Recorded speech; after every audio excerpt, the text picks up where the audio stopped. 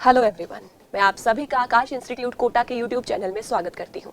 इससे पहले की 2 वीडियोस में हमने शॉर्ट क्वेश्चंस डिस्कस किए पहले 2 चैप्टर्स के, some basic concepts of chemistry and structure of atom. आज हम 3rd चैप्टर पे मूव करेंगे जिसका नाम है classification of elements and periodicity in properties. Watch the video till end do like and subscribe our channel. Micro analysis से शुरू करते हैं बच्चे। देखिए, माइक्रो एनालिसिस में अगर हम बात करें तो क्वेश्चन तो अच्छे खासे यहाँ से पूछे गए हैं। सभी टॉपिक्स को एग्जामिनर ने पिक किया है एक बार। आयोनाइजेशन एनर्जी से थोड़े ज्यादा पूछे गए हैं, 3 क्वेश्चन है। आयनिक रेडियस से भी 3 क्वेश्चन है।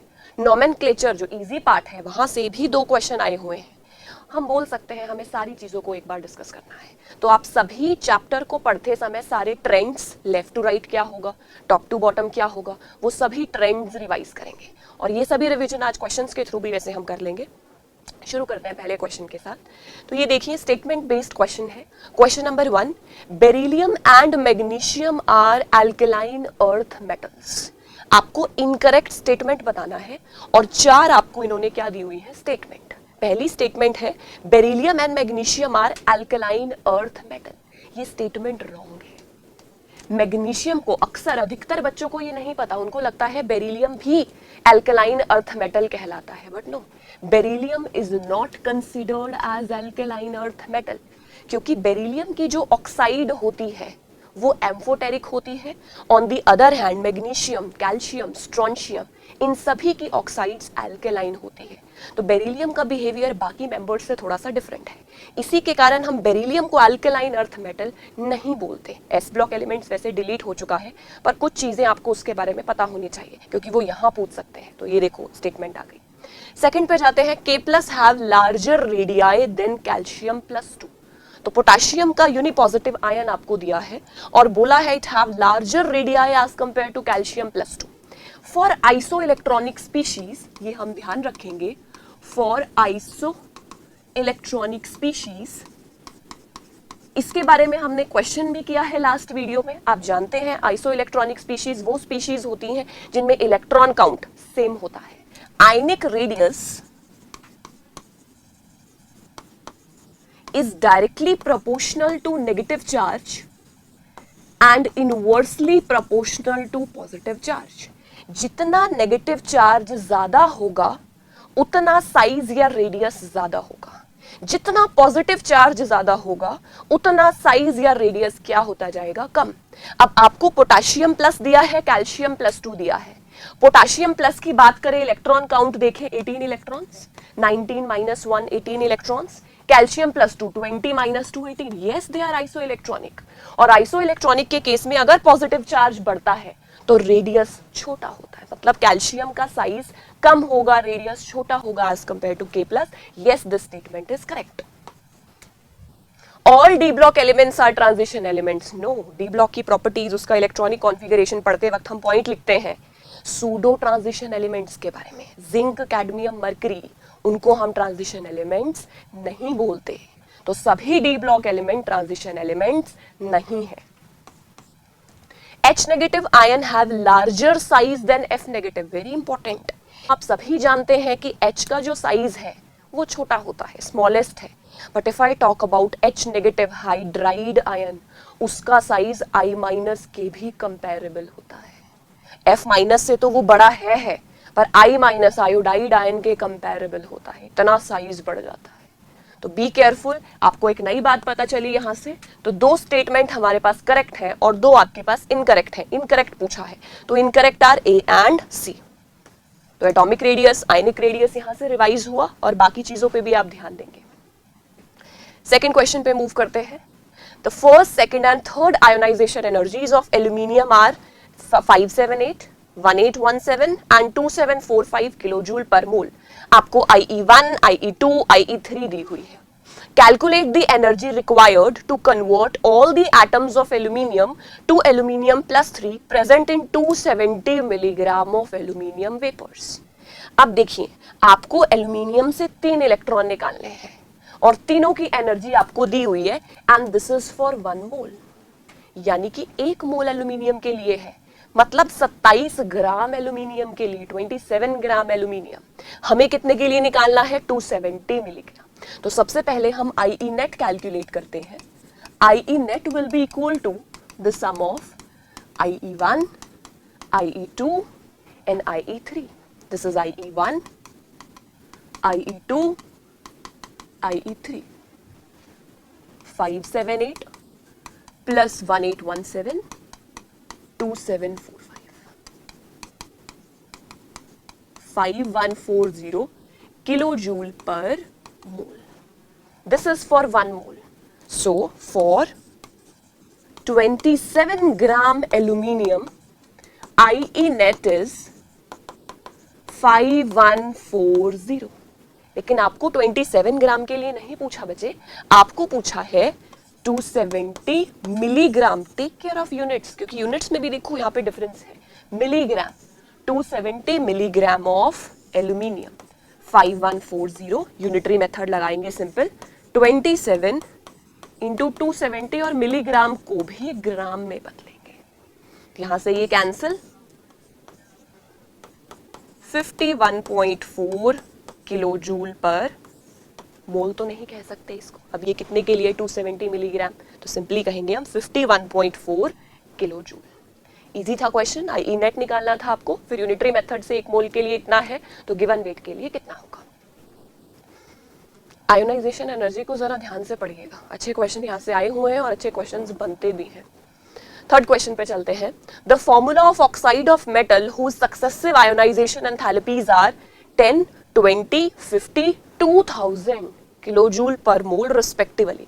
कोई मेटल है M, उसकी आपको आयोनाइजेशन दी हुई है. सक्सेसिव का मतलब ये पहली आयोनाइजेशन एनर्जी है, ये दूसरी, तीसरी और ये चौथी. सक्सेसिव आयोनाइजेशन का वैल्यू इंक्रीज करता है. दिस इज बिकॉज अगर आप एल्यूमिनियम को एल्यूमिनियम प्लस में लेके जाएंगे, then aluminium plus 2, aluminium plus 3, इधर जाते हुए Z इफेक्टिव इंक्रीज कर रहा है, साइज डिक्रीज कर रहा है. तो आयोनाइजेशन एनर्जी क्या करेगी? इंक्रीज. ये जनरल बात है जो सभी पर वैलिड है और हम ये ऑब्जर्व भी कर सकते हैं डाटा से. 10, 20, 50 इंक्रीज कर रही है, राइट? अब जब हम 3 से 4 पे जाते हैं तो there is a high jump. कितना डिफरेंस है इस वैल्यू में? ऐसा तब होता है, ऐसा जंप आपको तब देखने को मिलेगा जब हम एक शेल से दूसरे शेल में जंप करते हैं. इसको जरा समझते हैं एक बार. अगर एल्यूमिनियम को ही एग्जाम्पल ले लेते हैं, वैसे तो कोई भी एग्जाम्पल से हम समझ सकते हैं, पर चलो एल्यूमिनियम लिखा है तो इसी से समझ लेते हैं. एल्यूमिनियम का कन्फिगरेशन होता है 1s2, 2s2, 2p6, 3s2, 3p1. This is the valence shell और ये उससे पहले वाला शेल. 3 इलेक्ट्रॉन आपको n बराबर 3 से निकालने हैं और जब आप चौथा इलेक्ट्रॉन निकालेंगे तो शेल बदलगा, शेल चेंज हो गया. n इक्वल टू 3 से चौथा इलेक्ट्रॉन निकालने के बाद आपको n इज इक्वल टू 2, जो न्यूक्लियस के ज्यादा पास है, ज्यादा पेनिट्रेटेड है, वहां से आपको इलेक्ट्रॉन निकालना है. ज्यादा एनर्जी लगेगा, ज्यादा एनर्जी लगेगा, इसीलिए हमें ज्यादा जंप देखने को मिला.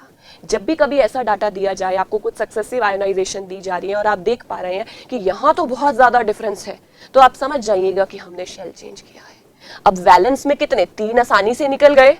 इसका मतलब वैलेंस में कितने इलेक्ट्रॉन है? 3. वैलेंस इलेक्ट्रॉन हम वैलेंस शेल में देखते हैं ना, 2 + 1, 3 electrons are there in valence shell. और वैलेंस शेल से ही कंपाउंड्स बनाते हैं, वो ही वैलेंसी डिसाइड करता है, राइट? सो वैलेंस में कितने इलेक्ट्रॉन हो गए? 3. ऐसी कौन सी फैमिली है जिसके वैलेंस में 3 इलेक्ट्रॉन होते हैं? Boron family. और हमने एल्यूमिनियम भी बाय चांस सही एग्जांपल लिया, बोरोन फैमिली. एल्यूमिनियम का आपको ऑक्साइड के साथ, ऑक्सीजन के साथ कंपाउंड बनाना है, तो एल्यूमिनियम क्या बनाएगा? Al2O3. एल्यूमिनियम क्या बनाएगा?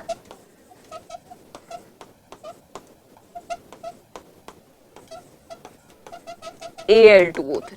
तो ये एक ऐसा मेटल है जिसके वैलेंस में 3 इलेक्ट्रॉन है, सो कंपाउंड क्या हो जाएगा? M2O3. ध्यान से सॉल्व करना है. सक्सेसिव आयोनाइजेशन का वैल्यू इंक्रीज करता है और जब आपको हैवी जंप देखने को मिले, समझ जाइएगा हम शेल, एक अंदर वाले शेल पे जंप कर गए हैं, राइट? तो बहुत ज्यादा आयोनाइजेशन एनर्जी हो जाता है क्योंकि हमें ज्यादा एनर्जी लगता है इलेक्ट्रॉन को निकालने में. वैलेंस इलेक्ट्रॉन पता लगा, वैलेंस इलेक्ट्रॉन से वैलेंसी निकाल सकते हैं हम लोग, वैलेंसी निकालने के बाद हम उसका कंपाउंड बना सकते हैं। यहाँ आपको हैलोजन के साथ भी पूछ सकता था, हैलोजन के साथ पूछता तो MX3 आंसर होता, वो कुछ भी पूछ सकता है एग्जामिनर। तो आपको आना चाहिए, अगर बेसिक कॉन्सेप्ट स्ट्रांग है बच्चे को दिक्कत नहीं आएगी। आगे चलते हैं क्वेश्चन नंबर 4। ये क्वेश्चंस भी काफी इंपॉर्टेंट हैं इस चैप्टर में। इतना बड़ा पीरियोडिक टेबल में कौन सा एलिमेंट कहाँ पर है, क्या ग्रुप है, क्या ब्लॉक है, क्या पीरियड है, ये निकालना बहुत आसान है। पूरा ऐसे रट्टे मारने का आपको जरूरत नहीं है। अब आपको क्या दिया हुआ है, कोई एक एलिमेंट है जिसका एटॉमिक नंबर 114 है, has been discovered recently, it will belong to which of the following family, group and electronic configuration. अब क्वेश्चन में हमें सारी फैमिलीज अलग दी है, अगर हमें किसी तरीके से फैमिलीज पता लग जाए, ग्रुप पता लग जाए, तो हम इजीली आइडेंटिफाई कर सकते हैं कि ये कौन से में आएगा, राइट। हमें कॉन्फ़िगरेशन तक जाने की तो जरूरत ही नहीं है। अब अगर आप कॉन्फ़िगरेशन लिखने बैठेंगे 114 की, तो बच्चा वहां पे 3 घंटे में उसको सारे सब्जेक्ट सॉल्व करने, तो डेफिनेटली वो पैनिक करेगा और गलती करेगा। उसी गलती को अवॉइड करने के लिए क्या ट्रिक है, लेट अस सी। सबसे पहले आप लिखिए inert gases, helium, neon, argon, krypton, xenon, radon, and the last member is oganesson, OG. This is period 1. अगर हम periods की बात करें, 1, 2, 3, 4, 5, 6, 7 ये members हैं। एटॉमिक नंबर आपको याद रखने हैं 2, 10, 18, 36, 54, 86, 118। अब जो आपको गिवन एटॉमिक नंबर है वो किसके सबसे ज्यादा नियर बाय है, 114। किसके नियर बाय है, ऑर्गेनिज्म 118। हम जानते हैं पीरियोडिक टेबल के अंदर 1, 2, 3, 4 इस तरीके से हम लेफ्ट में मूव करते हैं, लेफ्ट से राइट की तरफ, राइट। तो देखिए अब हम क्या करेंगे, तो इसका मतलब 118 थोड़ा पहले होगा, तो 118, 117 इधर, 116, 115, 114। इनर्ट गैसेस का जो ग्रुप है वो 18 होता है, ग्रुप 17, 16, 15, 14 ग्रुप में हमारे पास आ रहा है 114 and 14 group is carbon family. So correct option is 14th group is carbon family, जिसके वैलेंस में 4 इलेक्ट्रॉन होते हैं and this is the configuration. तो कभी भी ऐसा क्वेश्चन आए, एफ ब्लॉक तो आपको याद होना चाहिए, 58 to 71, 90 to 103 इसके बीच में आ गया तो मतलब एफ ब्लॉक एलिमेंट है। और आप नियर बाय सभी इनर्ट गैसेस का लिख के नियर बाय चेक करो कि कहां से हम पहुंच सकते हैं इजीली, तो आसानी से क्वेश्चन सॉल्व हो जाएगा। आगे चलते हैं, next question. Which of the following represents the correct order of increasing electron gain enthalpy with negative sign for the element oxygen, sulfur, fluorine and chlorine? वो ही एग्जाम्पल्स दिए हैं जो बार बार प्रीवियस ईयर में रिपीटेड है। इसको आप पी ब्लॉक में वापस से पढ़ोगे, पी ब्लॉक में ट्रेंड्स हमारे सिलेबस में है और इलेक्ट्रॉन गेन का ट्रेंड ग्रुप 16, ग्रुप 17 के लिए मेमोराइज करना बहुत इंपॉर्टेंट है। इलेक्ट्रॉन गेन एंथैल्पी की बात करें तो वो टॉप टू बॉटम डिक्रीज करती है, क्योंकि टॉप टू बॉटम साइज बढ़ता है और साइज बढ़ेगा तो इलेक्ट्रॉन गेन एंथैल्पी कम होती है with few exceptions. If I talk about group 16 members, sulphur, selenium, tellurium, last में ऑक्सीजन चला गया। और ग्रुप 17 की मैं बात करूं तो ग्रुप 17 के अंदर क्लोरीन, फ्लोरीन, ब्रोमीन, क्योंकि ऑक्सीजन का और फ्लोरीन का साइज छोटा है तो इंटर इलेक्ट्रॉनिक रिपल्शंस बढ़ जाते हैं due to small size and high inter electronic repulsions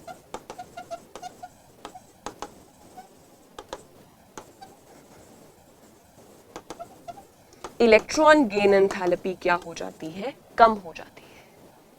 अब ये तो हम जानते हैं कि left to right whenever we move, ये तो टॉप टू बॉटम हम लोग बात कर रहे थे, लेफ्ट टू राइट अगर हम मूव करते हैं तो इलेक्ट्रॉन गेन एंथैल्पी इंक्रीज करती है क्योंकि साइज डिक्रीज करता है। तो ग्रुप 17 मेंबर्स की ग्रुप 16 से तो ज्यादा ही होगी। तो अब हमें मेंबर दिए हुए दिए ग्रुप 17 एंड ग्रुप 16 मेंबर्स, तो 17 वालों की 16 से तो ज्यादा ही होगी। अब हमें चेक करना है कि Cl और F में किसकी ज्यादा है, तो I have already written the trend, right. So हम ऑर्डर लिख सकते हैं अब, Cl की सबसे ज्यादा, देन फ्लोरीन। ऑक्सीजन सल्फर में किसकी ज्यादा है बच्चे, sulphur, ClFSO, this is the correct trend. So ध्यान से अटेम्प्ट करना है, एक्सेप्शंस को दिमाग में रखना है। फ्लोरीन का ऑक्सीजन का छोटा साइज होता है, इंटर इलेक्ट्रॉनिक रिपल्शन ज्यादा होंगी, जिसके कारण Eg का वैल्यू डिक्रीज कर जाता है। तो B careful while solving the questions. Question number 6, which of the following species has highest electron affinity? इनमें से किसकी इलेक्ट्रॉन लेने की क्षमता सबसे ज्यादा है? बात कर लेते हैं, एग्जाम्पल्स देख लेते हैं जरा। लिथियम एक मेटल है, मेटल इलेक्ट्रॉन डोनर होते हैं, इलेक्ट्रॉन एक्सेप्टर नहीं, तो लिथियम की इलेक्ट्रॉन लेने की टेंडेंसी तो बाकियों के कंपैरिजन में कम होगी। अब 3 एग्जांपल्स और हैं हमारे पास, O-, oxygen and nitrogen. Nitrogen half filled है, half filled 1s2 2s2 2p3, right, half filled है, वो एक इलेक्ट्रॉन लेके अपने हाफ फिल्ड कॉन्फ़िगरेशन को क्यों डिस्टर्ब करेगा? अब ऑप्शन में बचा हमारे पास ऑक्सीजन एंड O-। अब बच्चे ये हम इलेक्ट्रॉन गेन एंथैल्पी में कॉन्सेप्ट पढ़ते हैं कि फर्स्ट इलेक्ट्रॉन गेन एंथैल्पी जो होती है वो नेगेटिव होती है, but second electron gain enthalpy की बात करें तो वो पॉजिटिव होती है, क्योंकि O- के लिए इलेक्ट्रॉन लेना थोड़ा मुश्किल होगा, उसको आपको एनर्जी देना पड़ेगा इलेक्ट्रॉन ऐड करने के लिए। दिस इज बिकॉज ऑक्सीजन पे नेगेटिव चार्ज आ गया और इलेक्ट्रॉन जो आ रहा है उस पे भी नेगेटिव चार्ज है, negative negative will repel each other. तो अगर दोनों में कंपेयर करें तो ऑक्सीजन का इलेक्ट्रॉन एफिनिटी ज्यादा होगा। अब बच्चे बोलते हैं कि मैम इसका ज्यादा होना चाहिए क्योंकि O नेगेटिव है, एक और ले लेगा तो इनर्ट गैस कॉन्फ़िगरेशन बच जाएगी। नो, वो तब बनेगी ना जब वो ऐड कर लेगा, वो ऐड करने के लिए they are not coming close, right. और अगर हम ओवरऑल बात करें, दोनों को अगर हम ऐड करके O से O-2 बनाए तो ओवरऑल इलेक्ट्रॉन गेन एंथैल्पी जो आती है वो नेगेटिव ही आती है। तो ध्यान से क्वेश्चन को सॉल्व करना है। जब ये पहला इलेक्ट्रॉन गेन करेगा ऑक्सीजन तो O- बनाएगा, इस रिएक्शन का जो डेल्टा H1 है वो नेगेटिव है।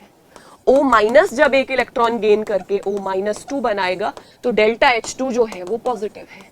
और अगर ओवरऑल देखें हम O+2 इलेक्ट्रॉन O-2, तो जो ओवरऑल डेल्टा H नेट है वो भी नेगेटिव है। तो ज्यादा इलेक्ट्रॉन एफिनिटी इसकी होगी। एनसीईआरटी का सवाल है, ध्यान से अटेम्प्ट करना है। तो electron affinity, electron gain enthalpy, ionization energy, electronegativity, सबके ट्रेंड्स ध्यान से रिवाइज करते हैं। Out of the following which one is a correct statement? ध्यान से क्वेश्चन को पढ़ना है, करेक्ट स्टेटमेंट पहचाननी है।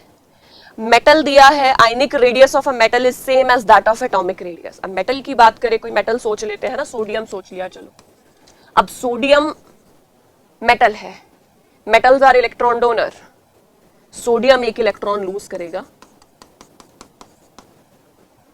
अब मैं इसकी रेडियस बात करूं और इसके रेडियस की बात करूं तो जो ये Na+ है ये अपने पैरेंट एटम से छोटा होगा। अभी हमने डिस्कस किया था आयनिक रेडियस पॉजिटिव चार्ज के बढ़ने से कम होता है, राइट। दिस मींस Na+ का साइज छोटा होगा as compare to sodium, right. इसको हम कैटायनिक रेडियस भी बोल सकते हैं या इन जनरल जैसे एग्जामिनर ने बोला है आयनिक रेडियस। तो मेटल जो कैटायन बनाएगा, जो आयन बनाएगा, उसका साइज अपने पैरेंट एटम से कम होगा। पैरेंट एटम ये है जिससे वो बना है, उसका साइज अपने पैरेंट एटम से कम होगा। ऑन दी अदर हैंड अगर हमारे पास नॉन मेटल है, नॉन मेटल ले लेते हैं, F ले लिया, चलो एक इलेक्ट्रॉन गेन कराया, नॉन मेटल इलेक्ट्रॉन गेन करते हैं, F नेगेटिव बना।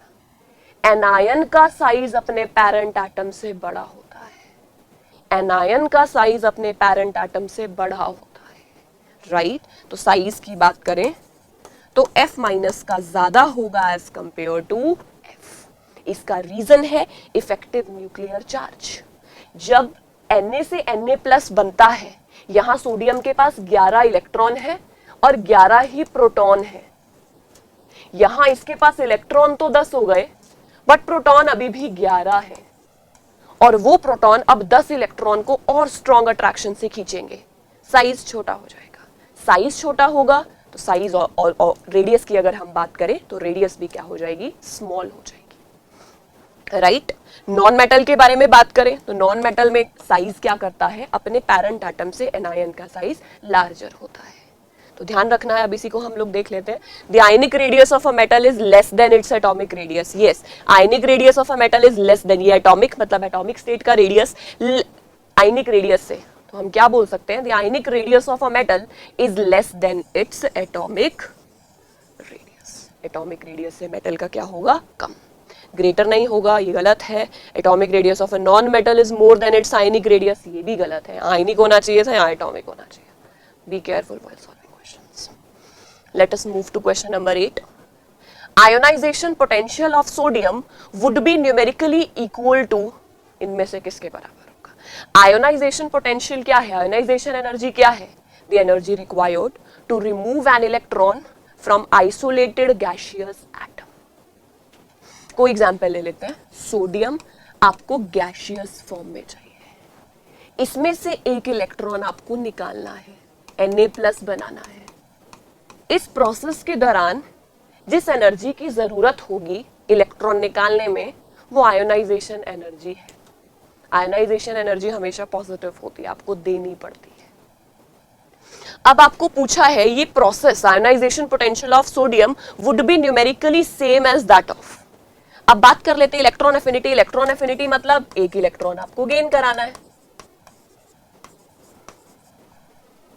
जैसे ही आप एक इलेक्ट्रॉन गेन कराएंगे सोडियम बन जाएगा. और अगर आप ध्यान से देखें तो ये रिएक्शन एक दूसरे का रिवर्स ही तो है. और हम थर्मोडायनामिक्स के मुताबिक जानते हैं कि अगर आप रिएक्शन को रिवर्स करते हैं तो सिर्फ साइन रिवर्स होता है, but the value, the numerical value, the magnitude remains same. Right, तो न्यूमेरिकली पहली ऑप्शन ही आ गई, किसके बराबर होगी, इलेक्ट्रॉन एफिनिटी ऑफ Na+. और मैग्नीशियम तो कहां से ही आ गया, इलेक्ट्रोनेगेटिविटी का कोई इलेक्ट्रॉन एफिनिटी ऑफ हीलियम. तो first step option is correct. 9th, identify the incorrect match. अब ऐसे क्वेश्चन में मेमोरी बेस्ड क्वेश्चन है. मेमोरी बेस्ड क्वेश्चन के लिए आपको थोड़ा सा पहले से ही डाटा याद करना पड़ेगा. 101 अन निल अन को क्या बोलते हैं, अन मतलब 1, निल इज 0, अन अगेन 1. अननिल ट्राई दिया है 103, 106, अन मतलब 111. तो आप याद रखिए थोड़ा. सबसे पहले हमारा मेंडलीवियम आता है, 102 इज नोबेलियम, लॉरेंशियम, रदरफोर्डियम, ये सब थोड़ा सीक्वेंस याद करेंगे तो आप चेक करेंगे कि जो ये डैम स्टेडियम है ये 1110 का होता है, 1110 है इसका, यानी कि अनिल इयम. तो ये आपको थोड़ा गलत दिया हुआ है, यहाँ पे रोंजियम आना चाहिए था. तो डी इनकरेक्ट, बाकी सब सही. याद करना है, आसान है, एक दो बार याद करोगे तो हो जाएगा. ये तो ऊपर वाले मेंबर्स तो एफ ब्लॉक के ही है तो वो याद ही रहते हैं, नीचे वाला एक बार आपको देखना है. Match the following. ऑक्साइड का क्वेश्चन देखो बड़ा डालते हैं.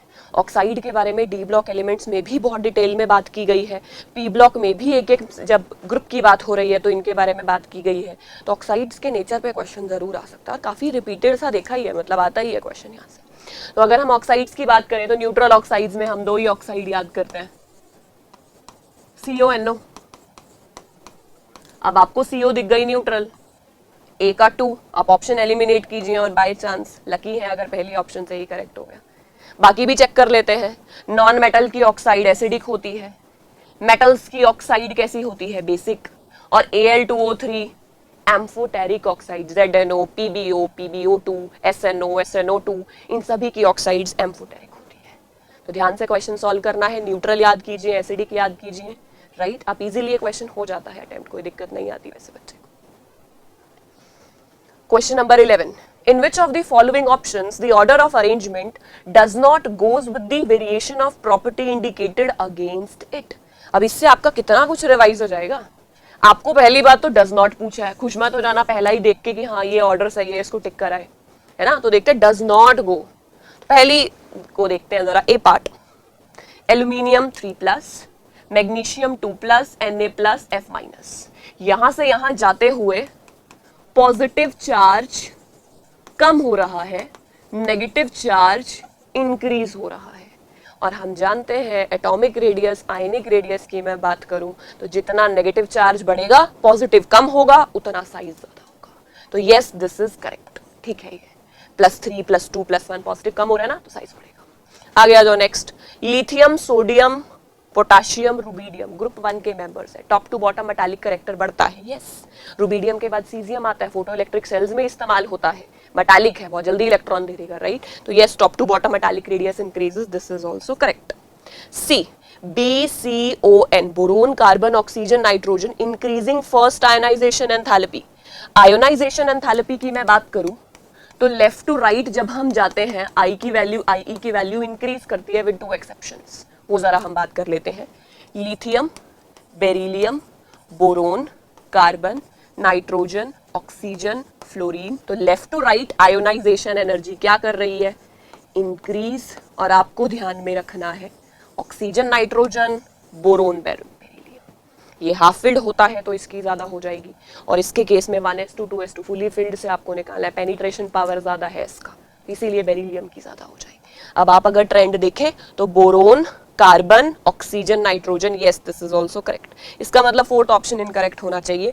चेक कर लेते हैं, और यस हमने अभी डिस्कस किया है IBrClF में दिस शुड बी रिवर्स, यहाँ मिस्टेक हो गई। F का साइज छोटा होता है, उसकी इलेक्ट्रॉन गेन एंथैल्पी कम हो जाएगी। तो EG की बात करें ClFBrI, this is the correct order. तो आपको इनकरेक्ट पूछा था, does not go with the order, fourth option here is incorrect, trend is incorrect. 12th question number 12th, the least electronegative element has following electronic configuration। अगर हम देखें general trend, generally हम बात करते हैं जनरल ट्रेंड है, general trend की बात करें तो लेफ्ट टू राइट जाते वक्त इलेक्ट्रोनेगेटिविटी बढ़ती है, टॉप टू बॉटम जाते वक्त इलेक्ट्रोनेगेटिविटी घटती है। अब हमें इलेक्ट्रॉनिक कॉन्फ़िगरेशन दी हुई है left to right, NS2 NP3 NP4 NP5 NP6, inert gases NP6 least electronegative।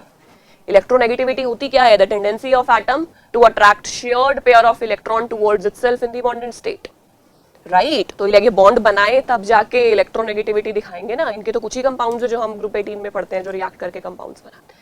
तो लीस्ट इलेक्ट्रोनेगेटिव यहाँ पे कौन हो जाएगा, NS2 NP6। और अगर मोस्ट पूछता तो हम टिक करते हैं NS2 NP5 halogens, group 17, right। 13th question, if each orbital contain 3 electrons then total number of element present in 5th period will be। अब 5th period की अगर मैं बात करूं तो 5th period में हम फिल करते हैं 5s 5p 4d, ये फिल करते हैं हम सब शेल्स। अब इनमें ऑर्बिटल्स की बात करें, नंबर ऑफ ऑर्बिटल्स 5s एक ऑर्बिटल आएगा, 5p में 3 ऑर्बिटल्स होंगे, और 4d में हमारे पास कितने होंगे 5।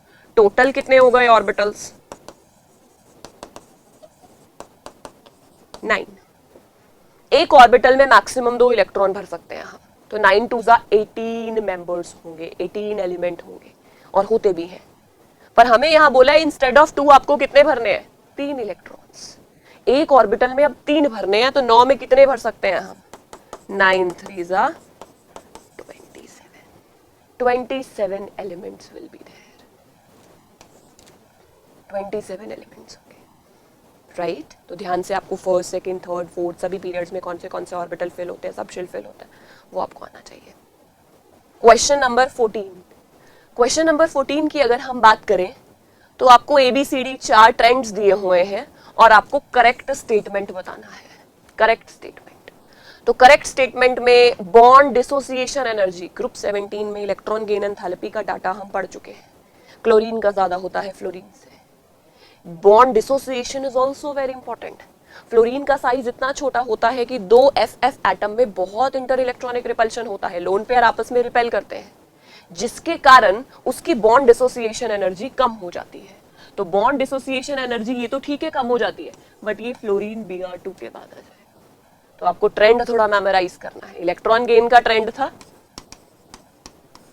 ClFBrI, और अगर हम बॉन्ड डिसोसिएशन एनर्जी की बात करें Cl2Br2F2।